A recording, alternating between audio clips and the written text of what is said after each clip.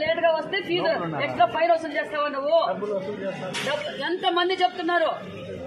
Phone pay చేయమంటావా నువ్వు అర్ధరాత్రి పోయి పొద్దుతోంది సాయంకాలంతో 7 గంటల పోయి నువ్వు అర్ధరాత్రికి వస్తే గేట్లు తెచ్చుకొని ఉండాలా? ఏందనుకుంటున్నావు నువ్వు? ఇంతమంది చెప్తున్నారు, ఎవరైనా ఒక్కరిని పిలిపించి చెప్పు నువ్వు. అందరు టీచర్లు చెప్పిందా? టీచర్లు కూడా ఇచ్చారు ఇక్కడ కంప్లైంట్. పిల్లలే కాదు, టీచర్లు కూడా ఇచ్చారు. ఏంది నీ ఇల్లు అనుకుంటున్నావా? ఆ మెయింటెనెన్స్ చూసినావా ఎట్లుందో?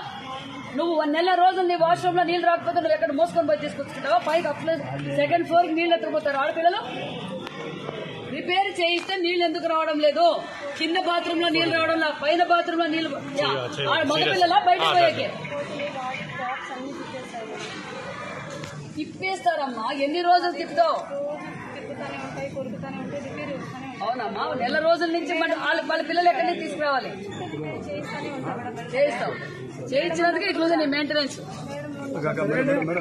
లేట్ గా వస్తే ఫీజు ఎక్స్ట్రా ఫైన్ వసూలు చేస్తావా నువ్వు?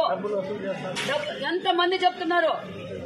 ఫోన్ పే చేయమంటావా నువ్వు అర్ధరాత్రి పోయి పొద్దుతోంది సాయంకాలంతో 7 గంటల పోయి నువ్వు అర్ధరాత్రికి వస్తే గేట్లు తెచ్చుకొని ఉండాలా? ఏందనుకుంటున్నావు నువ్వు? ఇంతమంది చెప్తున్నారు, ఎవరైనా ఒక్కరిని పిలిపించి చెప్పు నువ్వు.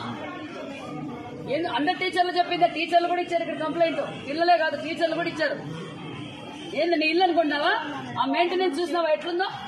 నువ్వు 1 నెల రోజులు నీ వాష్రూమ్ లో నీళ్లు రాకపోతే నువ్వు ఎక్కడ మోసుకొని పోయి తీసుకొచ్చుకుంటావా? పైకి అప్లై 2nd ఫ్లోర్ కి నీళ్లు ఎత్తుకుపోతారు ఆడపిల్లలు.